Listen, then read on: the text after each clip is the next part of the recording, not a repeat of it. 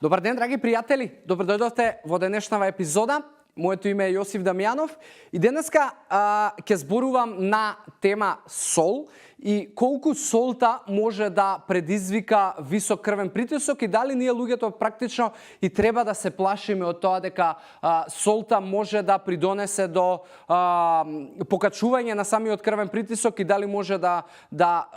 сериозно да утича и да придонесува во тоа да се зголеми ризикот за инфаркт, затоа што многу луѓе кои што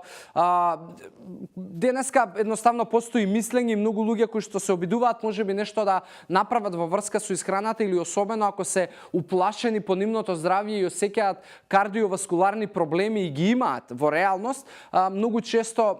од доктор може да ја слушнат, да го слушнат советот дека треба да намалат со сол. И тоа е одличен совет, но она што сакам денеска да го разберете не ми е да не се грижите за солта, туку дека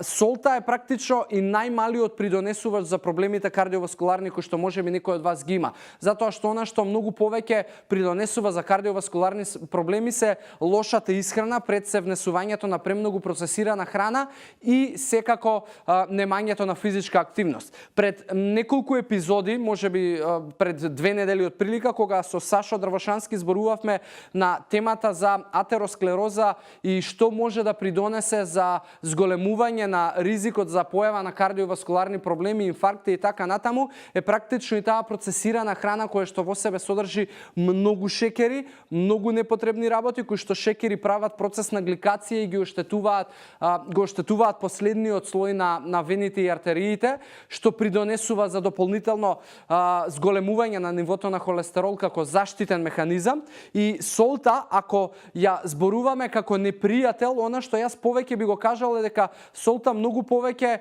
игра непријателска улога во делот на здравје на коски, затоа што зголемениот внес на натриум во текот на денот придонесува да се убива калциумот, а калциумот едноставно е, да не речам, основниот градажен материјал за нашите коски и заби. И нормално калциумот исто така и задолжен за пренесување на нервните импулси во телото и вишокот на натриум кој што се внесува во секојдневието придонесува за убивање на калциумот и едноставно предизвикувајќи на долг рок во континуитет ако се прави тоа, проблеми со остеопороза, со оштетување на коски, со оштетување на заби, оштетување на кардиоваскуларен систем, но повторно ние луѓето не внесуваме прекумерно натриум преку внесот на сол, туку многу повеќе внесуваме натриум преку внесот на процесирана храна, затоа што и натриумот се користи како еден тип на конзерванс во таа процесирана храна. Затоа солта, ако ја земеме како непријател, теоретски држи вода, но она што во пракса е многу поголем непријател е неправилниот начин на исхрана. Сол никој од нас не внесува во прекумерни количини, има луѓе, али тоа се исклучици кои што навистина јадат многу солено и на долг рок тоа може да предизвика проблем, но во секој случај повеќето од нас, ако очекуваме дека со тоа само што ќе намалиме солта ќе си придонесеме за подобро здравје, сме во заблуда. Она што многу повеќе фокус треба да се направи е да се исфрлат лошите продукти во исхраната, да почне да се внесува квалитетна, избалансирана, добро нутритивна поткована храна, а солта нормално е неизбежниот дел затоа што секој од нас на крај на денот готви со сол и онаа количина која што му е потребна на телото од сол е некаде 6 грама дневно,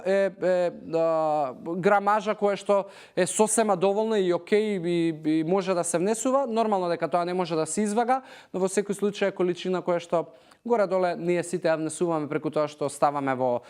манџите сол и во храната која што си ја готвиме, ставаме сол во салатите и така натаму, но немојте да се плашите и да мислите дека намалувањето на солта ќе драстично ќе придонесе во подобрување на кардиоваскуларно здравје. Кардиоваскуларното здравје е покомплексна тема и како и секоја друга тема и здравје на одредени системи во телото, на крај на денот се сврзува на тоа да имаме еден добар избалансиран начин на живот и исхрана и активен животен стил кој што и tekako придонесува за добро кардиоваскуларно здравје. Така да на оваа тема имам толку да кажам и да додадам, доколку имате некој од вас дополнителни коментари, факти и нешто што може да збогати темата, слободно коментирате на ова видео и нормално